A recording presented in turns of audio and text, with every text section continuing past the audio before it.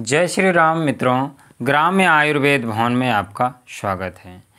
आजकल पुरुष समाज पूरी तरह से नपुंसकता की ओर जा रहा है। तरह तरह की बाज़ार की औषधियाँ खा करके, कुसंगतियों में पड़ करके इतनी ज़्यादा स्थिति खराब कर ली है कि पूरी तरह से नपुंसक हो चुका है, उत्तेजनाहीन हो चुका है। और आयुर्वेद में भी बनी बनाई तमाम तरह की औषधियाँ खा खा के सब देख लिया, थक गया और निराश हो गया है।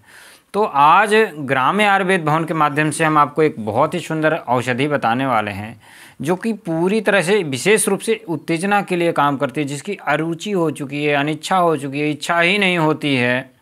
कई बार महिलाओं की शिकायत होती है कि मतलब पूरी तरह से निराश हो चुके हैं, निष्क्रिय हो चुके हैं।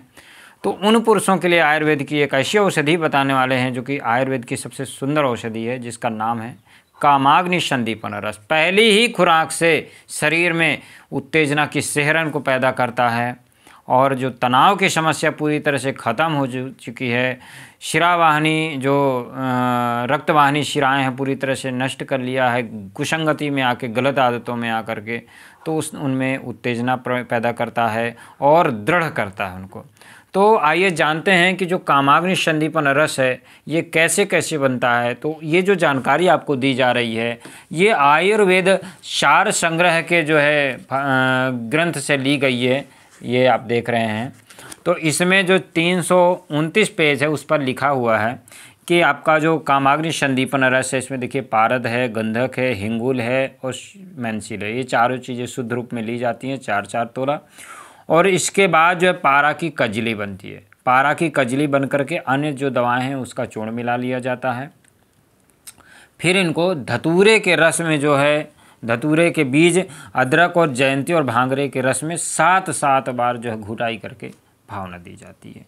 अब जब भावना दे करके ये सूख जाता है तो इसको कजली करके जो है आतिशी शीशी में जो है इसको कजली 6 दिन तक बालुका यंत्र द्वारा पकाया जाता है। और सर्वांग जब शीतल हो जाता है, पूरी तरह से कजली शीतल हो जाती है, तो उसको शीशे से निकाल करके जो लाल रंग का पूरा सिंदूर की तरह की कजली निकलती है उसको निकाल करके रख लिया जाता है।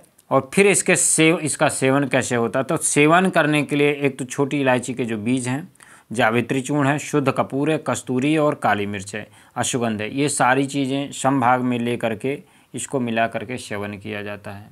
तो इसका जो प्रभाव है वो ऐसा है कि इसके सेवन से ओज तेज की वृद्धि होती है। रक्तवाहिनी शिराओं में रक्त संचार इतना तीव्र गति से होता है कि आप यदि कामाग्नि संदीपन रस, जैसा कि नाम है, काम अग्नि को जलाने वाला, तो जो बुझी हुई कामाग्नि है, अनुरुचि अनिच्छा से डूबा हुआ व्यक्ति है, उसके लिए एकदम ये कामदेव की तरह काम करता है और काम अग्नि को ज्वलंत करता है और पहले ही खुराक से उत्तेजना को बढ़ाता है। रक्त शिराओं में जो है रक्त संचार को बढ़ाता है ताकि दृढ़ता आती है पौरुषंग में। तो यदि आप इन समस्याओं से परेशान हैं, पूरी तरह से निराश हो चुके हैं, तो एक बार आप कामाग्नि संदीपन रस का अवश्य सेवन करें। जिस तरह से अंग्रेजी दवाएं भी नहीं काम करती हैं, वैसे काम करता है आपका कामाग्नि संदीपन रस। विशेष रूप से ध्यान रखें कि इस रस का जब सेवन करें तो इसमें पुष्टिवर्धक औषध जो है भोजन लें, दूध घी का सेवन करें, क्योंकि इसमें तमाम औषधियाँ मिली हुई हैं जो उष्णवीर्य हैं। तो आप दूध घी का सेवन करें, फलों का सेवन करें, शरीर को हष्ट पुष्ट रखें। जय श्री राम।